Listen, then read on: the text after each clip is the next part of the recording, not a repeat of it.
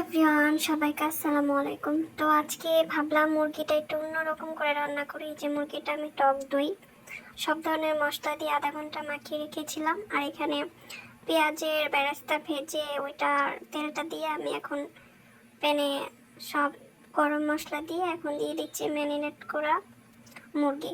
তো রোজা রেখে একটু ঝাল ঝাল ভালো লাগে, তাই ভাবলাম একটু ভুনা করি। সবসময় আলু দিয়ে রান্না হয়, যে দেখেন এটাকে একটু ভাজা ভাজা করে নেব। এখানে সব ধরনের মশলা দেওয়া আছে, তো ভালো মতো একটু ভাজা ভাজা করতে হবে। তো এখন আমি দিয়ে দিলাম সামান্য পরিমাণ পানি, যেহেতু এখান থেকে পানি উঠবে। তো এখন এটাকে আমি প্রায় 30 মিনিটের জন্য ঢাকা দিয়ে দিব। 30 মিনিটের পর আমার মুরগির এরকম লুক, অনেকটাই প্রায় মুরগি সিদ্ধ হয়ে গেছে।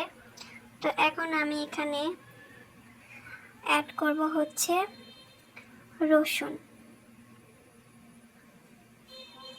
তো এই যে রসুন অ্যাড করাটা দেখালাম না, এই যে আমার মুরগির ফাইনাল লুক। তো সবাই বলবেন কেমন হয়েছে। আল্লাহ হাফেজ।